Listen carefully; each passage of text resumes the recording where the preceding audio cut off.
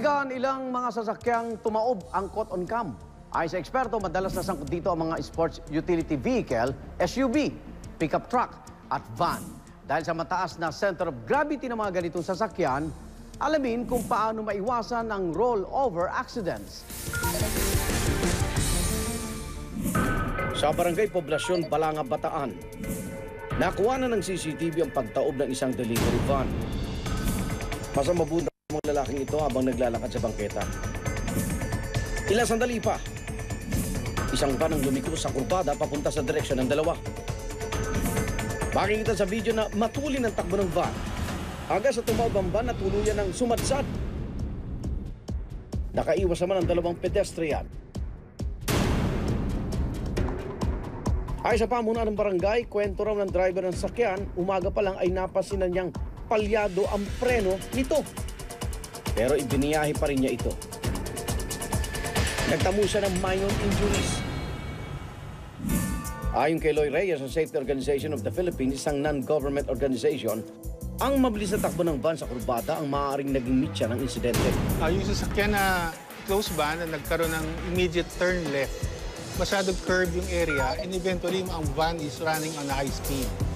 So eventually talaga yung likod niya hahataw yan, and eventually mag-roll over. Pag nagpreno ka dyan, the more it will create destructive condition, dapat nag-minor lessen the power. Kasi ang speed niya dire-diretso pa rin eh. Sa pagmamaneho, mahalagang nasa maayos sa kondisyon din ng ating mga gulong. Other condition, though minor, nagkukos ng rolling ng vehicle pag yung gulong mo ay kalbo na or kulang sa tread. Kasi eventually madulas to eh, walang traction. This causes a big effect pagka yung nag-i-slide na yung vehicle. Siguraduhin ding laging magsuot ng seatbelt. Driver ka man o pasahero. Sa Barangay Lourdes, Quezon City, isang closed van ang tumaob naman matapos matumbok na isa pang closed van. Sa intersection na ito, makikita ang matulin na takbo ng isang closed van. Hindi ito nagminor sa intersection. Nabangga nito ang naunang closed van hanggang sa tumaob ito. Sa sumunod na kuha ng CCTV, ligtas naman ang parehong driver ng dalawang closed van. Nagka-areglo rin ang dalawang panig. Sa mga ganitong insidente, delikado raw ang biglang pagkabig sa manibela. Okay, direction of energy is this direction.